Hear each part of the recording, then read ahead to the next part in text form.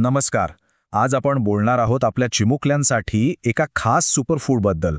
ते म्हणजे घरच्या घरी बनवलेलं सातूचं पीठ.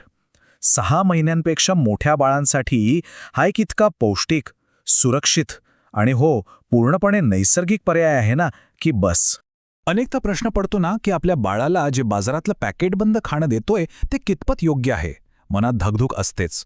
मग वाटतं की काहीतरी घरगुती, नैसर्गिक आणि पौष्टिक असावं. जर असाच काहीसा विचार मनात येत असेल तर मग हा विषय नक्कीच आपल्यासाठी आहे. आता सातू म्हणजे काही आजकालचा फॅड नाहीये अहो, आपल्या आजी पणजींच्या काळातला हा एक पौष्टिक खजिना आहे. साधं सोपं भाजलेल्या धान्यांपासून बनलेलं पीठ. पण याचे फायदे जबरदस्त. पचायला इतकं हलकं की बाळाला काही त्रास नाही आणि ऊर्जा तर दिवसभर टिकणारी. मग चला, जास्त वेळ न दवडता आपण थेट कृतीकडेच वळूया. बघूया तरी हे पौष्टिक सातूचं पीठ घरच्या घरी बनवायचं कसं. आणि विश्वास ठेवा, हे खरंच खूप सोपं आहे. यासाठी ना काही बाहेरून आणायची गरजच नाहीये. बघा, आपल्याला लागेल थोडा गहू, फुटाण्याची डाळ, मूग आणि चवीसाठी थोडासा वेलदोडा. आणि बाळाला देताना फक्त दूध आणि गूळ वापरायचा. आहे की नाही सगळं घरातलं आणि सोपं? पण थांबा, कृती सुरू करण्याआधी एक सगळ्यात महत्त्वाची टिप. ही गोष्ट लक्षातच ठेवा. मंद आच आणि थोडासा पेशन्स, बस हेच आहे खमंग आणि पौष्टिक सातूचं खरं रहस्य. धान्य एकदम मंद आचेवरच भाजायचं. घाई केली आणि ते करपलं की सगळी चवच बिघडेल. कृती तर बघा किती सोपी आहे. सगळ्यात आधी काय करायचं तर गव्हाला मंद आचेवर छान सोनेरी रंग येईपर्यंत भाजून घ्यायचं. झालं. आता नंबर आहे मुगाचा. त्यालाही तसं छान भाजून घ्या. मग काय, हे भाजलेले गहू, मूग, आपली फुटाण्याची डाळ आणि तो वेलदोडा सगळं एकत्र करा आणि द्या मिक्सरमधनं फिरवून.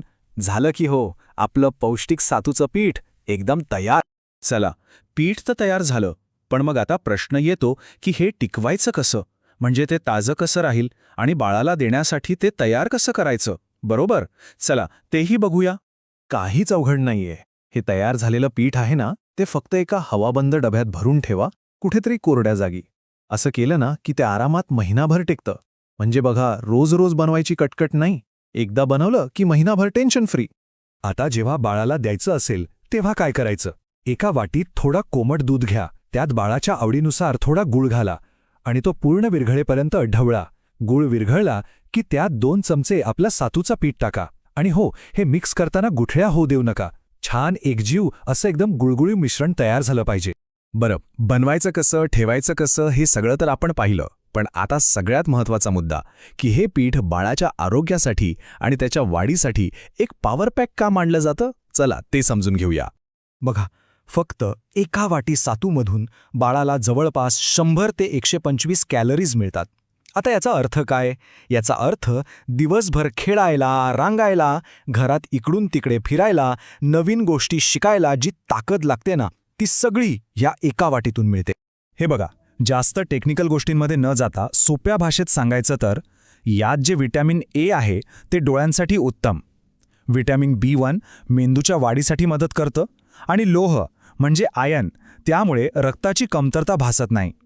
म्हणजे थोडक्यात काय, तर हा खऱ्या अर्थानं एक कम्प्लीट फूड आहे. याचे फायदे तर अनेक आहेत. सगळ्यात पहिलं म्हणजे बाळाचं वजन निरोगी पद्धतीने वाढतं, ज्यामुळे बाळ जास्त ॲक्टिव्ह राहतं. पचनक्रिया सुधारते, त्यामुळे गॅसेस किंवा पोटदुखीचा त्रास कमी होतो आणि बाळ खुश राहतं.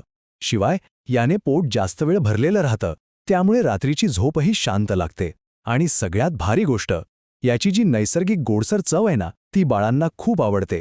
आणि आता आपण येऊया सगळ्यात महत्त्वाच्या भागाकडे, आणि तो म्हणजे सुरक्षा. कारण बाळाचा विषय आहे, त्यामुळे कोणताही नवीन पदार्थ देण्याआधी काही नियम पाळणं ही आपली जबाबदारी आहे. फक्त 4 सोपे नियम आहेत, हे लक्षातच ठेवा. पहिलं, 6 महिन्यांपेक्षा लहान बाळाला हे देऊ नका. दुसरं, कोणताही नवीन पदार्थ पहिल्यांदा देताना तो नेहमी सकाळी द्या, म्हणजे दिवसभरात काही ॲलर्जी वगैरे तर नाही ना, हे लक्षात येतं. तिसरं, सुरुवात अगदी थोड्या प्रमाणात करा, फक्त 1 चमच्याने. आणि चौथं आणि सर्वात महत्त्वाचं, जर बाळाला काहीही त्रास जाणवला, काही अस्वस्थ वाटलं, तर अजिबात वेळ न घालवता लगेच डॉक्टरांशी बोला. तर ही होती आपली आजची पौष्टिक आणि सोपी कृती. आपल्या प्रत्येकाच्या घरात अशा अनेक पारंपरिक पाककृती असतात नाही का, ज्या आपल्या आजी आजोबांच्या पिढीपासून चालत आलेल्या आहेत. बाळाच्या आरोग्यासाठी, त्याच्या पोषणासाठी. आपल्या घरी अशी कोणती खास रेसिपी आहे? कधीतरी नक्की विचार करून बघा.